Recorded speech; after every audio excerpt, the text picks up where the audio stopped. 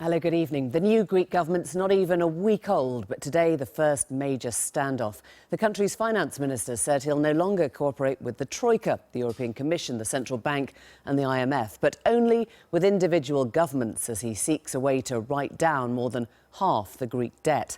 The European Commission has appealed for calm and warned Athens against taking unilateral steps. But there's a looming problem. Greece has just 4 weeks to find a way to make its repayments, or the country will quite simply run out of money. What happens now? We'll be asking the Greek finance minister himself in a moment.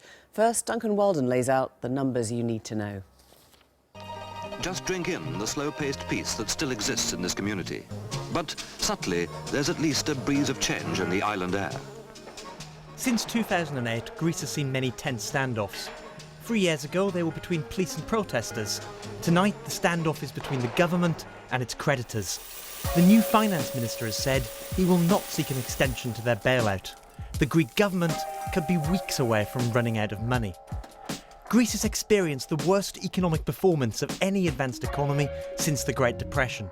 Some of the figures are staggering. The economy? Well, that's 25% smaller than it was 6 years ago. The labour market is no better. 25% of the workforce is unemployed, and 50% of young people are without jobs. Living standards have been in freefall, and government debt now stands at 175% of GDP. That catalogue of woes is the background as Greece begins negotiations with its creditors in the eurozone. Yanis Varoufakis, the man responsible for those talks, was until recently an academic and blogger. He is now finance minister, and despite being told to stop now he's in this exalted position, he said he'll carry on blogging too. Negotiations began properly today, and the new government has 3 broad demands. The first is to write off some of Greece's eye-watering debt. The second is to reverse the austerity, and the third to reverse the structural reform implemented under the bailout. It's this final demand that's the real sticking point. Despite European official disagreement, Syriza's vision for Greece includes raising the minimum wage, restoring some power to trade unions, and ending privatisations. That is very much not the German vision of Greece. They want a competitive Greece, and think these sort of changes are how you achieve that. But to Syriza voters, this is just an attack on workers' rights. A deal is possible, for example on things like an interest rate reduction, or an extension of the terms of Greece's loans, especially as Greek tax collection has improved since 2009. Tax receipts are now 44% of GDP. But here's the big problem. Germany is currently insisting that countries like France and Italy implement the kind of reforms that Greece now wants to reverse. Can they really treat Greece differently?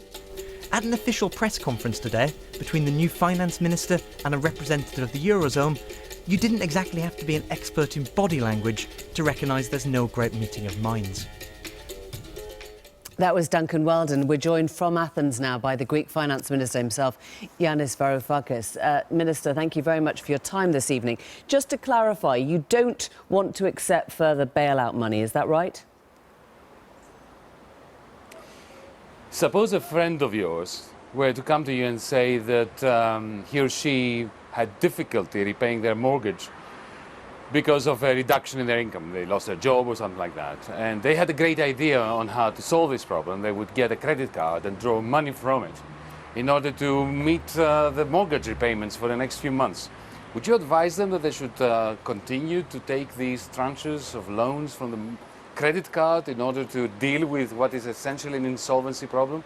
This is a trouble now over the last 5 years with Greece, where our European partners and the previous Greek governments have been extending and pretending.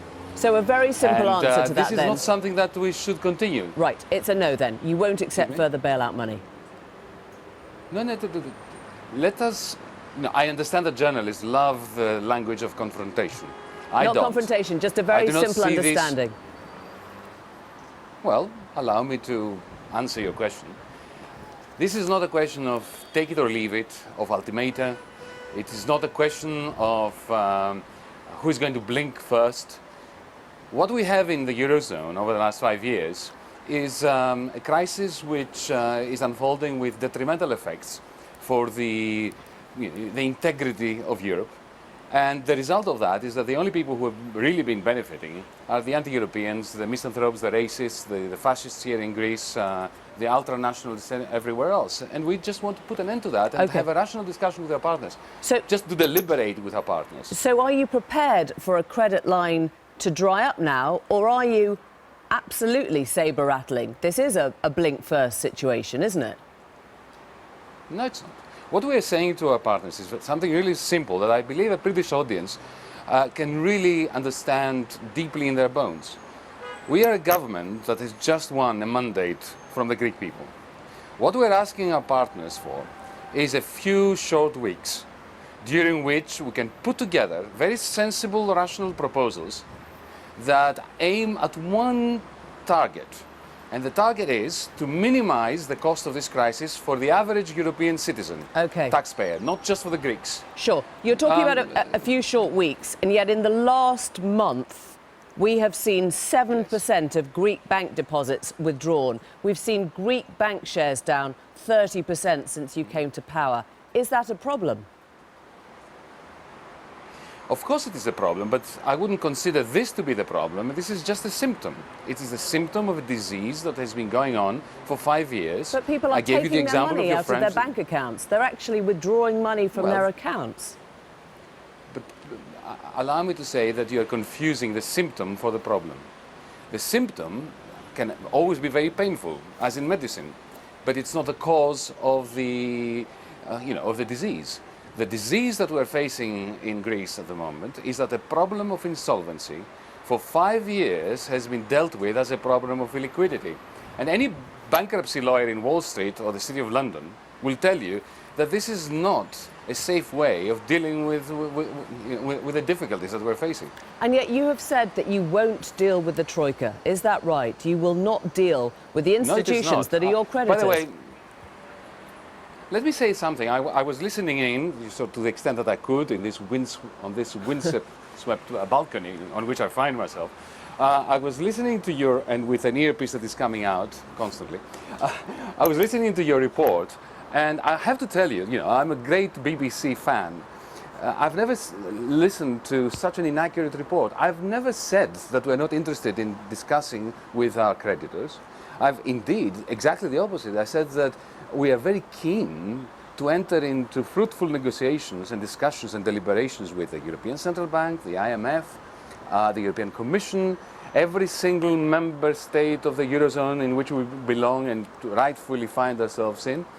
What we are not prepared to do is we're not prepared to carry on pretending and extending, trying to enforce an unenforceable program, which for 5 years now has steadfastly refusing to produce any tangible benefits. So explain to us then what that actually means, because you have called the whole construction rotten. So will you deal with them as a body, because it's only as a body that they can help solve the debt, or will you not?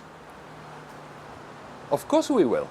And it was, today I had a very fruitful meeting with Mr. Dijsselbloem, the head of the Eurogroup.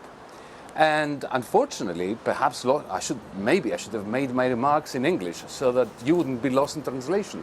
My point was that we are very eager to hold discussions and to find a commonly agreed solution to this problem, a new program, a new agreement, a new deal for Greece with our creditors. What we refuse to do, you see, the Troika that you mentioned has two different levels. One is the Troika of institutions, which of course we're very keen to discuss with. But then, of course, there are representatives here in Greece whose purpose is, they are very good people, but their purpose is to enforce and to oversee the implementation of a program which, in our view, has completely and utterly failed. Okay, so let's deal with that then. Let's deal with that then.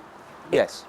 You want to reverse structural reform. You want to raise the minimum wage. No. No, because that was what your manifesto said. Hang on a second. No, just a second. Let's take it one thing at a time. Not only do we not want to reverse structural reforms, we want to deepen them, make them more extensive. We've had enough as Greeks of being in a country which needs so desperately reforms and is not getting them. Greece has not been reforming over the last 5 years. It's been deforming as a result of sort of an implementation of a program that is really not dealing with all the malignancies of the Greek economy. What about the privatisation of the ports? Are you going to go ahead with that, or are you going to reverse that? Well, allow me to say one thing. Firstly, I'm personally, and as a finance minister, I can assure you that the particular investment in the port of Piraeus, which has been unfolding over the last few years, has my full support. And I would like to be part of an attempt to attract to this country foreign direct investment that has a similar effect on raising productivity and competitiveness. But the privatizations that have been mostly being pursued over the last few years have been a kind of fire sale in the middle of a deflationary process where essentially assets that are potentially very valuable to this nation are being sold off during the deflationary crisis for peanuts, and even those peanuts are being thrown into a black hole of unsustainable debt. Forgive me, Minister, but there seems to be a lot of ambiguity in what you're saying, because you present one face... No, there's a lot of ambiguity in your reports. Well, there's... Excuse me. Sure, there's one face, though, isn't there? Just one more second. There is no ambiguity in our reports. You're cutting me down and cutting me off. If you allowed me, I know that there is shortage of time on a program like yours, but if we ever were to sit down and you allowed me to outline our program, you would see that the ambiguity is precisely that which doesn't characterize it. Perhaps your reporters report on what he thinks or she thinks we said is ambiguous. Okay, so let's just get a couple of things straight, because it's all about values and about understanding who is at the heart of this new government now. Do you trust Germany? Do you want to work with Germany? Do you trust the country? Let me tell you something that I think answers your question. Super simple. Do you trust Germany? Yeah, very simple. Yes, I do. And if you had allowed me, instead of cutting me off quite rudely, I might say, I would have told you that I published an article, I think it was in Handelsblatt, a very important German newspaper, with the title, "Europe needs a hegemonic Germany." Right. I believe that the powertrain of the European economy, which is Germany, has to play a very significant role in lifting all the boats that have sat on the seabed after a vicious tide has retreated, following debt deflationary policies that have not been good for Europe, not good for Greece, and indeed not good for Germany either. Right. Do you trust the people that you are in government with now? Do you align yourselves with, for example, your coalition partner, who claimed last month that Greek Jews paid fewer taxes than other citizens and were given preferential treatment? Are you happy working alongside him? The wild beauty of democracy is that we have to respect the fact that the people of Greece have not given us an absolute majority in Parliament. As a responsible party, we had to make a very quick decision as to whether we want to drag out an electoral process, perhaps with the dissolution of this government, of this Parliament, and a fresh election at a time when the time limitations are so severe. We formed a government very quickly, and I believe that our partners throughout Europe were relieved that this country has a functional government. Our partners, the minority in our coalition, have given us carte blanche regarding economic policy. So you're not actually endorsing his comments, finding common ground. You're saying this is a strange bedfellow made of necessity, or you're saying it's fine? Well, does Mr. Cameron endorse everything that Mr. Clegg say? This is how coalitions work. This is the beauty of democracy. We have to accept the mandate that has been given to us and work in the best possible way, optimally, for the interest of this country and for the interest of the average European. The crisis over the last 5 years has been detrimental to the whole of this continent. And we want to put an end to this. We want a glimmer of hope to start shining by simply reversing what is a rather deconstructive process. Okay. Yanis Varoufakis, thank you for bearing with us. Thank you.